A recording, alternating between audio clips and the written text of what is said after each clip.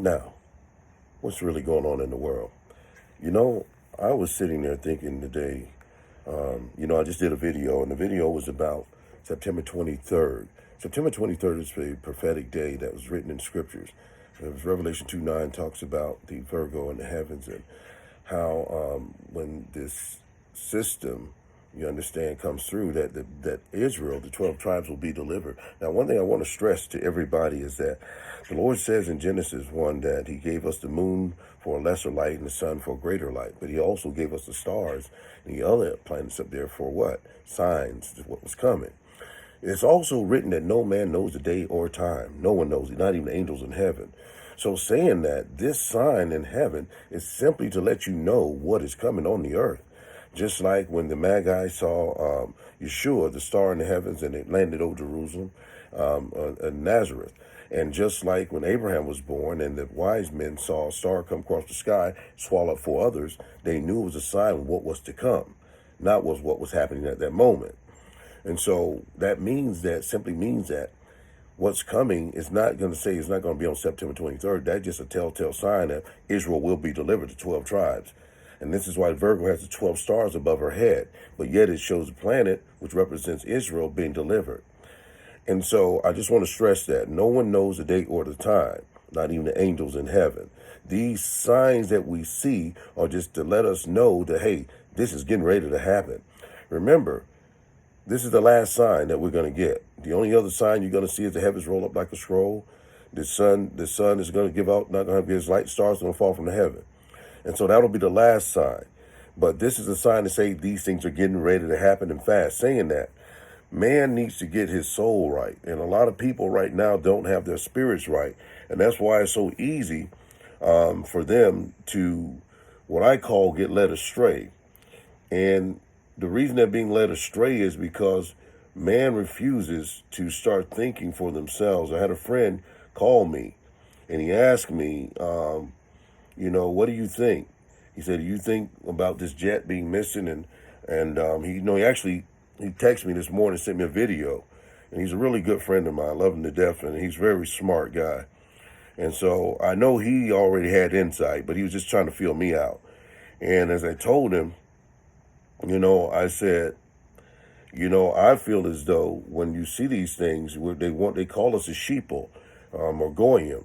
If you don't know what that is, it's cattle. Just like when they gave out the so-called miracle serum where people dropping, they said that they would have herd immunity.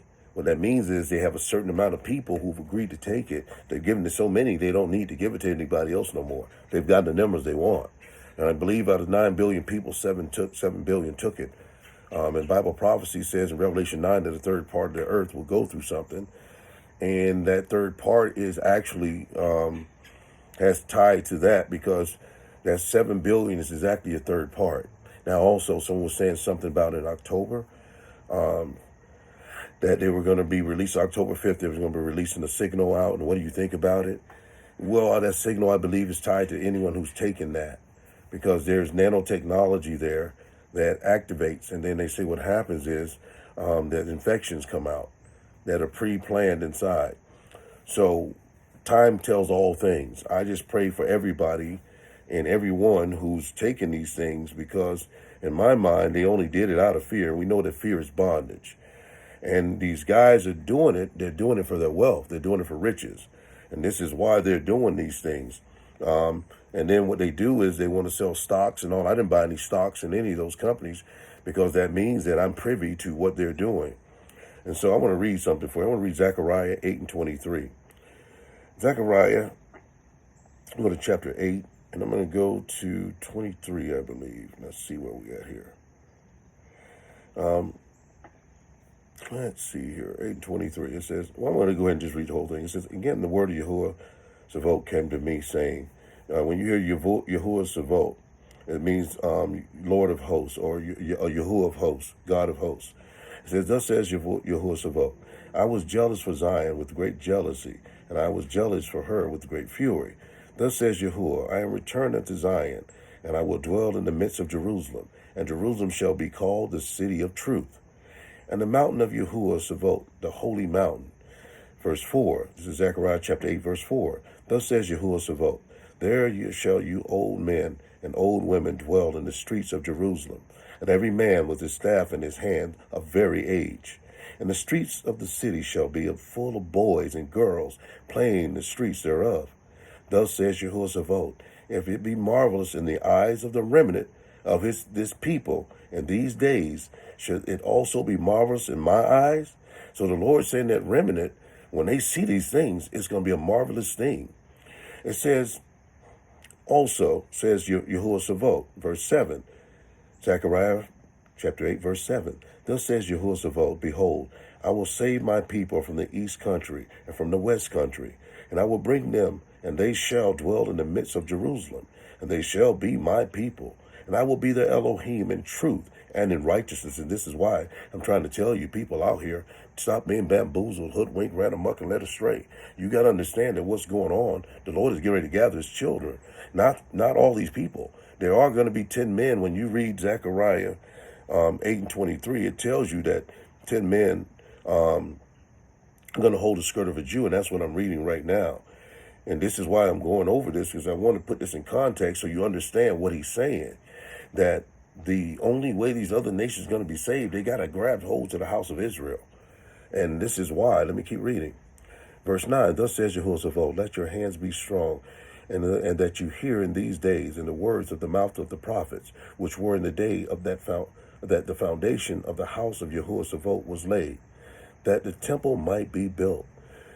Verse 10, for before these days there was no hire for men, nor any hire for beasts, neither was there any peace in him that went out or came in, because of the affliction. For I set all men, everyone, against his neighbor. He said he did this. But now I will not be unto the remnant of this people, as in the former days. He says, but now I will not be unto the people, remnant of this people, as in former days. Thus says Yahuwah, because we've been under punishment. Verse 12, for the seed shall be prosperous, and the vine shall give her fruit, and the ground shall give her increase, and the heavens shall give their due. And I will cause the remnant of this people to possess all things. He said these people are going to possess not some things, but all things. And this is why a lot of the elite are jealous.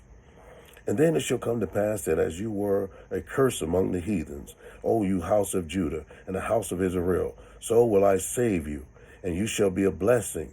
Fear not, but let your hands be strong. Stop fearing. Let your hands be strong. For thus says Yahuwah Sabaoth, it says, as I thought to punish you when your fathers provoked me to wrath, says Yahuwah Sabaoth, and I repented not. So again I have thought in these days to do well to Jerusalem and the house of Judah. Fear ye not. These are the things that you shall do. Speak every man the truth to his neighbor, and execute judgment of truth and peace in your gates. And let none of you imagine evil in your hearts against his neighbor, and love no false oath. Don't take any false oath. For all these things that I hate, says Yahuwah. And the word of Yahuwah Sabaoth came unto me, saying, so all of you guys who are in these sororities and fraternities, he hates it. Thus says Yahuwah Sabaoth. It says, fast the mouth. It says, fast forth the month, and fast forth the 5th, and fast forth the 7th, fast the 10th, shall be the house of Judah, joy and gladness and cheerfulness. Therefore love the truth and peace. Thus says Yahuwah Sabaoth, it shall come to pass that there shall come people, and these inhabitants in many cities. 21, and the inhabitants of one city shall go to another, saying, let us speedily go up and pray before Yahuwah, and seek Yahuwah Sabaoth, and I will go also. And many people, strong nations, shall come and seek Yahuwah, and in Jerusalem, and pray before Yah. Thus says Yahuwah Sabaoth, in those days shall come to pass that 10 men shall take hold out of the language of nations, even shall take hold of the skirt of him, and says he's a Jew, saying, we will go with you, for we've heard that Elohim is with you. And so, folks, we got to wake up right now and know that these people are going to be dealt with. But at that same time, the Lord does not want his children to have fear. Not just only them, but even the 10 men of each nation that are going to join, who have faith in the Lord, who knows who his children are, who don't persecute him, and see what's coming on this earth. It's not coming like yesterday. It's coming now, folks. Stop being bamboozled, hoodwinked, ran amok, and definitely led astray.